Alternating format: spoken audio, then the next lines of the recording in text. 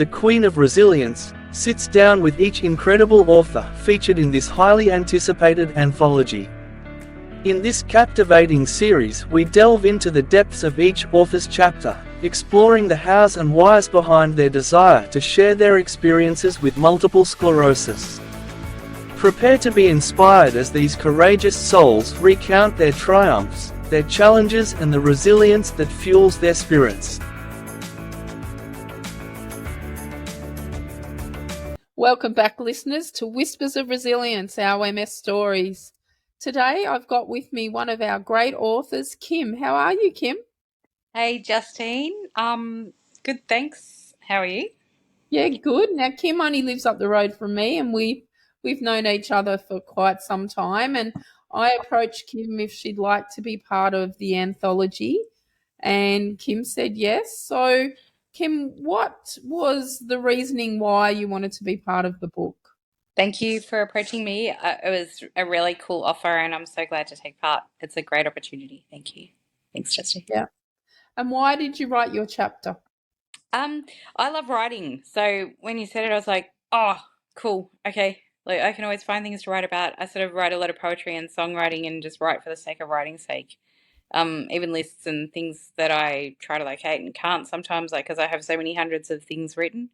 Yep. And now it's usually on the one device too, so should be easier, but it's not necessarily to find. That's our MS brains as well, isn't it, Kim? Spot on. Yeah. Yeah. So you wrote your chapter and you're pretty proud of your chapter. Yeah, it's good to kind of like sort of tell things to potentially an audience that wants to hear it for a change, maybe. So. Yeah. And I'm sure your story will resonate with quite a few of the listeners out there that read it. And, you know, we are making history, so to speak, with this book as well. And I've spoken to a few of the other authors and have said, wouldn't it be nice that in the future that this becomes a history book, not a how-to book, that MS no longer exists because they've got a cure for it. But in order for them to know what MS was, our stories do that. Yep. Yeah. That's a great goal, a great thought. Hard to imagine, but not impossible. Yep. No, I don't think it's impossible. It's just a matter of when, not if. And be nice that our book goes down in history of this is what it was like living with MS back in the 2000s, and now whatever year it is, they no longer have to worry about it. So was there something that you wanted to put into your chapter but you forgot to write? Oh, heaps, probably, realistically. Because we were limited to a sort of reasonable quantity of words because there's a lot of us with a lot of things to tell. And, within reason, we were limited. So there's heaps of things that I didn't go into much detail about or that I could have, like, elaborated from, I didn't speak much about violin and, my songs and all my instruments, like, I haven't got my kid here, but I've got, like, practice pad over there and my sticks here. My cats and goldfish, my harp over there.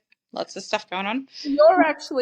You've used this just to get started back into writing, and you're now in Morpheus Writing Group, continuing your writing journey and putting together a book.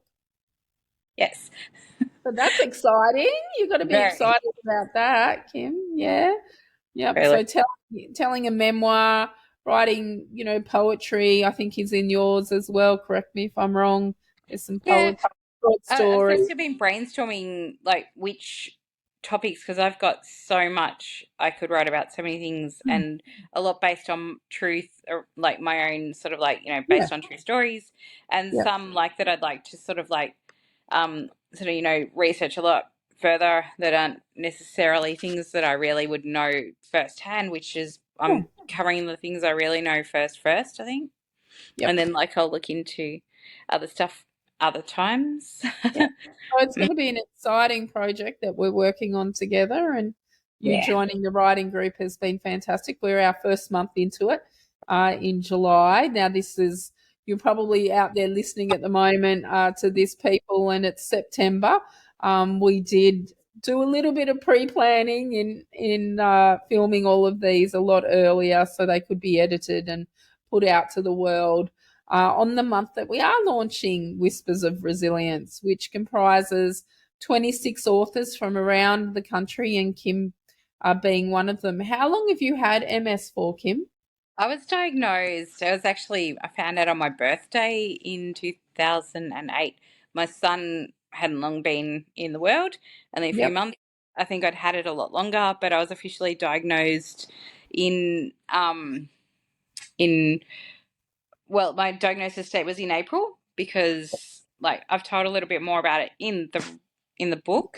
Yep. Yeah, and I kind of like put the panic on and had to kind of hold off before I could start the treatment at the time. Mm. And yeah, so that delayed my official date being Diagnosed. recorded because yeah.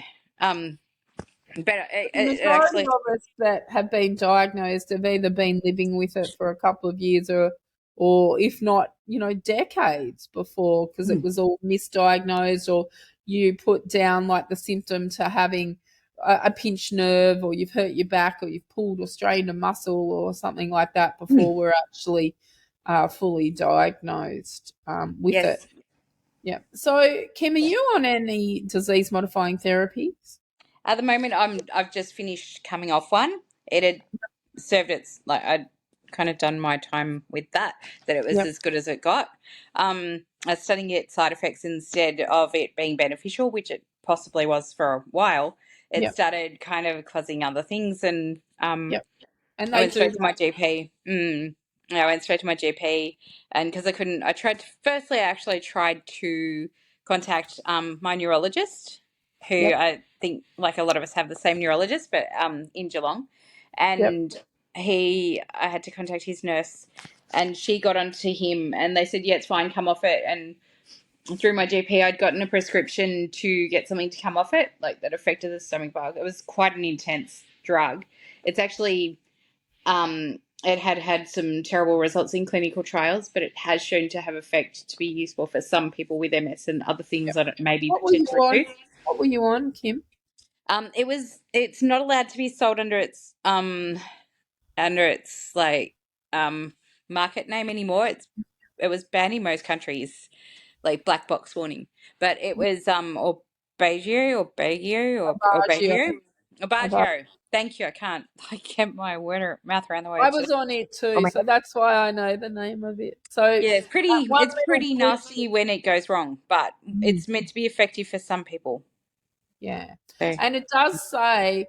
I know how scary that one is because I waited about 5 months before I actually went on that drug because it takes 2 years to naturally come out of your system. yeah. And Did you use so, anything to come off it?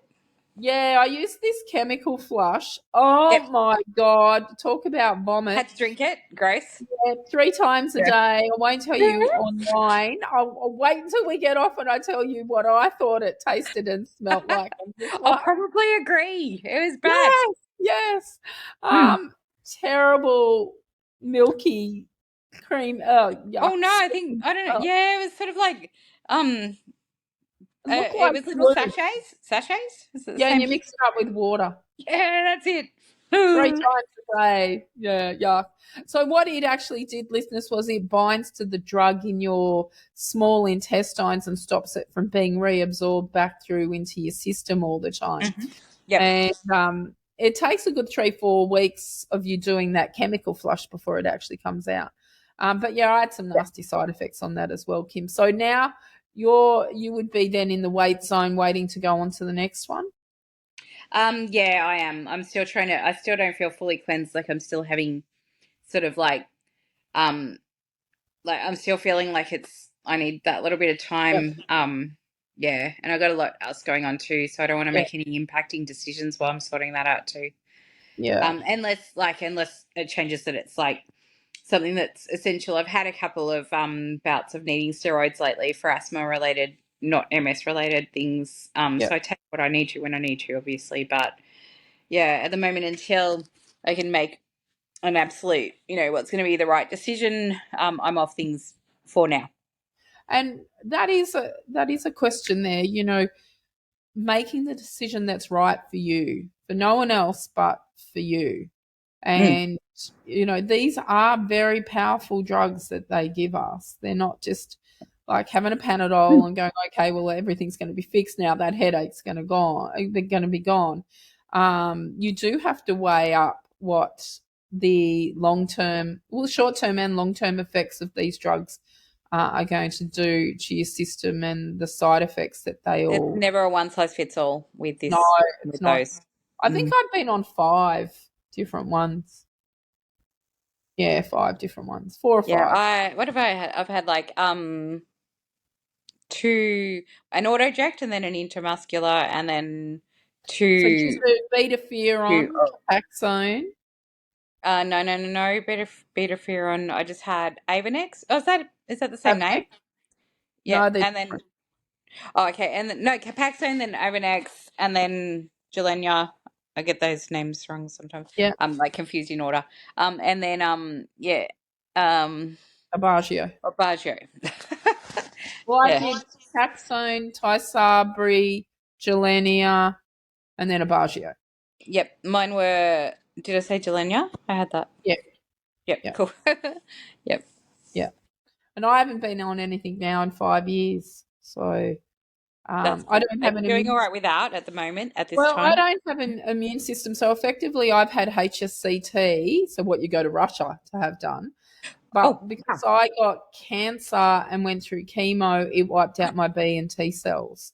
So there's no point at this particular stage in going back. But in saying that, as you know, I had an MRI yesterday and I go back in next week waiting for the results of the MRI. And there, it's always a nervous time, that nervous wait and waiting to see if there is any new damage in the brain or the central nervous system down the spine. Yep. Yeah. It's not a fun time. No, I wish they could just give you the results straight away, not wait that week or 2 or a month. Yeah, or just like, keep it like, more always like good results of Yeah, your let's in a find a perfect world. cure and then we don't have to go into these tunnels. I Yeah. was reading the other day that out of the 25,000 people across Australia that have been diagnosed with MS, it costs the Australian taxpayer $1 billion a year. Yeah, amazing amount of money. Where do Amazing. you know we're all actually taxpayers? Yeah, yeah. Sorry. So one billion dollars to the Australian economy a year just for people with MS. So you know it is important, not only financially but for each and every Mm. one of us in finding that cure, and hopefully Yeah, and our little it bit. is important too because we could, instead of taking from the Yeah, tax payments that are being put into that, we could put more into making money for that pool because yeah, we would have more ability to get out and do things, achieve in yeah, the workforce. And yeah, that's yes, right. I've tried. I've worked as a kitchen hand and all sort of things out of my real capacity, and I've done a really good job. And I've been told, like, you're a hard worker, you're doing a good job. But because they know I have MS, the stigma around it and everything, and because I'm old, well, not old, but like older than I most was kitchen like, hands. you're not old. Yeah, I hear that. It's like, no, but I'm the age where you're not very employable. Anything over 45 is pretty much like, How old are you? sorry, we want the 17, 18, 20-year-olds. Like, How old are you now? 46. Yeah, so you're still a spring chicken compared to me. Moving right along on that Yeah, but you're conversation. kicking ass and you're probably, putting in more tax contribution than I can right now. So here you are contributing back into society by writing. There's a Yes. purpose there by And writing. music. And music, that's right, Yep. on both of those. And Got to get we're back going into to art. we're going So, to share some of your links in the story notes as well in your chapter where people can find and listen to your music. awesome. Just fantastic there. So There's nothing newly added because I sort of don't know how to record by myself. I need to still learn that. And yeah, what I had recorded, I secretly think it hasn't been exactly totally confessed or admitted to, but I suspect a little bit of like with the person who had helped me record everything that we'd recorded and played a lot of the instruments on it too, because it was early days stuff for me. Like they may have tweaked it to not help me, but to actually hinder me, because the things I did, like backing vocals on them for and stuff, were probably a better quality than what they let me put out for myself. So a little bit of the old. Have another listen. I have to have another. I'll send you the links of the things that I helped that person with. Yeah, and that'll be separate. You do that. You do that. Kim, if there was something that you could share with someone who was newly diagnosed, who is listening or watching this, what would it be?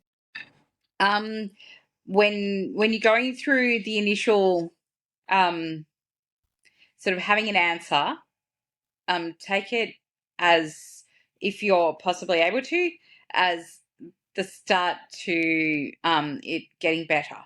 It's not a cure, but it's the beginning of a way to live with having MS, or around having MS. So in your own way.